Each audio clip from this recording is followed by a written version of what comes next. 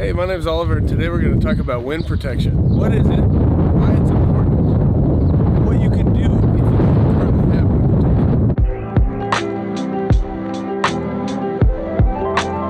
So, as I'm sitting outside of my studio right now, this probably sounds terrible. The reason is I have the Rode VideoMic Pro Plus right on top with literally nothing on it. Literally nothing.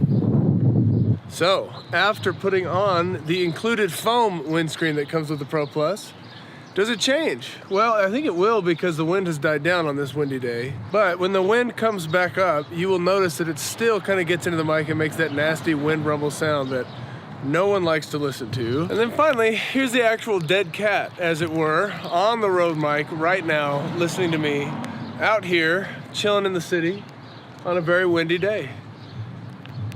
And here comes the wind again. And you probably can't hear anything because this is a dead cat and it's very, very effective at blocking the wind rumble that nobody likes to hear. So why would you use wind protection? Well, when you have a sensitive mic like a condenser microphone, which is the most sensitive type of microphone you can have, and if you have a shotgun that mounts to your camera, kind of like a vloggy mic, like a Rode or a Shure, chances are that's a condenser microphone. Dynamic mics you don't see a lot in video production unless you're doing voiceover work. Now, the thing about condensers is because the electric plate inside them is so sensitive that when wind comes in, it rattles it like it's a sound wave and just causes it to clip.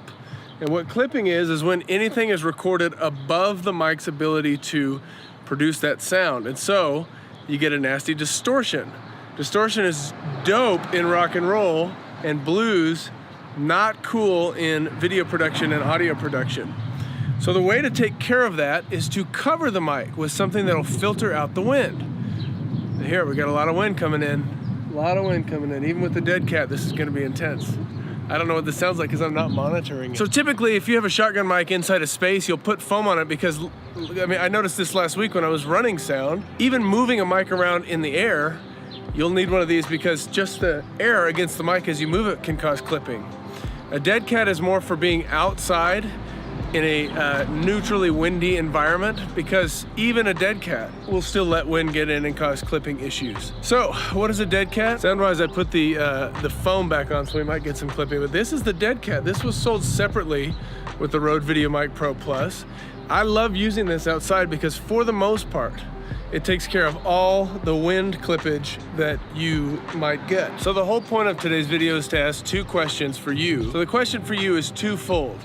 What kind of mic do you have, and what are ways you can mitigate wind clippage, as it were, in pre-production or in production? And then two, what about post-production? Are there ways to repair wind clippage? And what do they cost? What do they look like? How do they work?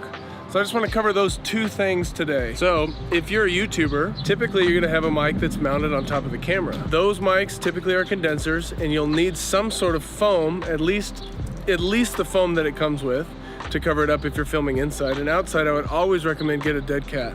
Something that is furry, that will still let the sounds pass through but block some of that wind. Now, if you're a filmmaker and you have a shotgun mic or running sound out in the field, there's a lot more options for you because your mic doesn't necessarily have to be mounted on the camera. For example, many of you that, you've probably seen the big blimps that shotgun mics tend to live inside.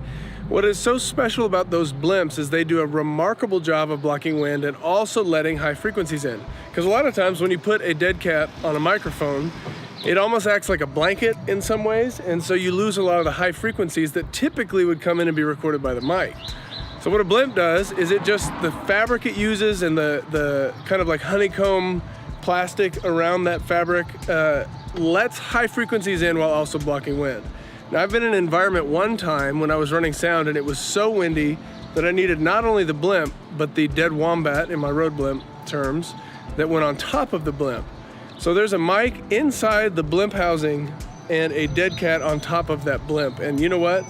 Sound was good, a little bit muffled, and on that windy day, there was no wind clippage, and that was a huge win. This little stereo bar, these are stereo mics.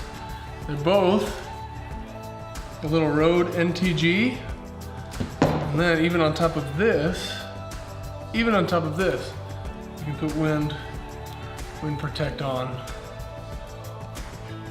and it'll really care of that. There, see, it's a little bitty mic. It's made for a little stereo setup here. And this is what I record ambiance with when I'm out making Foley, doing Nat sounds.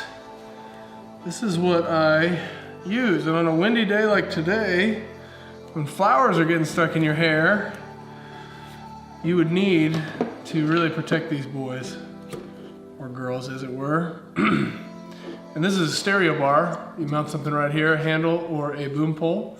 And this is an AB configurated stereo recording setup that, you know, would need a little bit of adjustment here, but you get the idea. These are my balls. I love my balls. So then the question you need to ask yourself is, what kind of mic do you have? How big of a problem is wind? And how much are you willing to invest in it? For example, let's keep talking about Rode here, because Rode is like really big for, I'd say, the videographer, the small commercial filmmaker right now. The NTG3, very popular shotgun mic by them, wonderful shotgun mic. Comes with a foam screen that looks very similar to this. Now for $300, you can buy the Rode Blimp if you're doing a lot of sound recording or if you're doing interviews outside, because it'll save you a world of hurt to have as high frequencies as you possibly can have coming into that microphone and also be blocking the wind. For example, on a day like today, it'd be really hard to do an interview outside for so many reasons, because wind can knock things down, and if you try to do flags and whatnot and shape your sunlight, it'd be a mess. But with a Blimp, you would at least capture clean audio. So while your flags and your lights and everything is falling down and hitting their subject in the face, at least you capture the clean audio from that. Okay, so those are your options. You know, spend a little money, get a Blimp, use the foam that comes with it, buy a dead cat. But what about for those of you that record voiceover or real close to somebody? Well, that's where you need pop filters. If you're more in a studio environment, or foam or dead cats, same exact thing. Just like on a windy day, it's gonna block that plosive that comes out of somebody's mouth. Now the million-dollar question is, what about post-production? What about you're out recording and you don't realize you have wind problems, and you get into post-production and you hear this nasty, rumbly, icky wind sound? Well, that's the million-dollar question, like I just said. If all you have is the low rumble that comes from the wind. Hey, what's up, Postmates? Thank you so much. Appreciate you. You too. If all you have is the low rumble that comes from wind just kind of rumbling the mic, that is definitely repairable, or at least mitigatable, if that's a word. You would just do a high-pass filter, cut the frequencies below 100 hertz, and you should be fine. But if the wind clips out the signal, you're gonna have to do a high-level audio repair with a tool like Isotope, and most people don't have tools like that. And so you're kind of sorry and out of luck. So fixing in post is not a good way to live. In fact, it's the worst way to live. So don't fix it in post. Get it right. Get it right in get it right in production. And I forgot to do a proper outro, but thank you so much for watching, and I'll see you all next week. Sweet V-neck. Thank you.